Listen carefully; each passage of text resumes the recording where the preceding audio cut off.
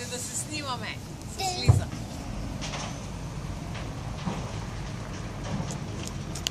Зеле. Зеле. Кажи сега мармалад. Мармалад. Кажи оле. Оле. Кажи леля. Леля. Кажи Жорж. Дощ. Кажи Боб. Боб. Леща. Как вика Жоро на Боби? Ей, леща. Да, леща. Ей, леща. Да, леща. Дай леща. Ей, Боб, дай леща.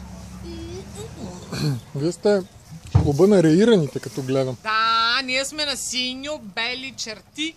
Вие сте Като синьо-белите реирани. Да, ние сме в тон. Търговци. Търговци. И сме велики търговци.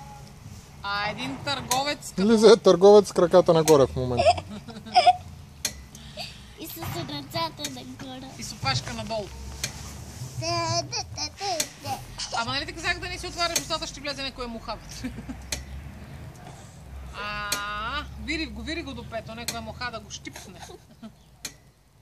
Аз знам какво ще направя. Туп! Какво ще направиш? По до пето. По до пето. По газета.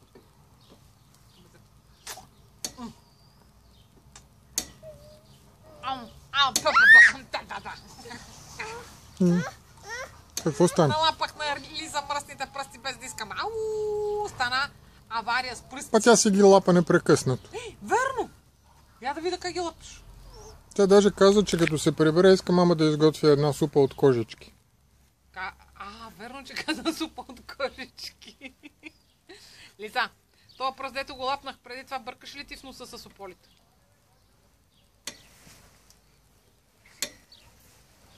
Ужас! Верно ли?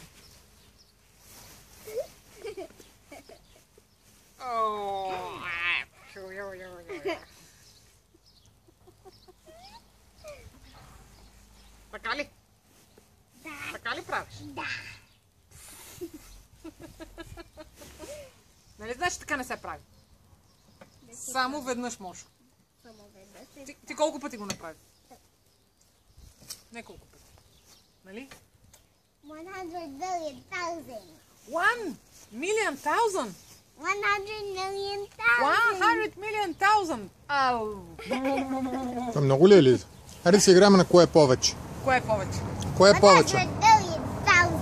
2 гъби или 3 домата? 3 дома. 5 лещи или 2 боба? Лиза, не се стои така. Леста. Легни сега на люлката, да се люлееш, аз ще те люлея. 5 лещи. Леста.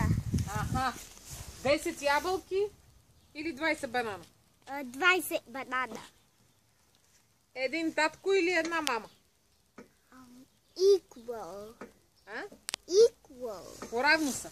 Да, порано. 2 баби Я или пъти, дядо? аз съм по-дебел, бе. 2 баби. Са повече от един дядо. Да. Верно си. Я кажи кой е по-красив, един дядо или една баба? Една баба. Стига с тези провокиращи въпроси. И аз мисля, че една баба винаги е по-красива от един дядо.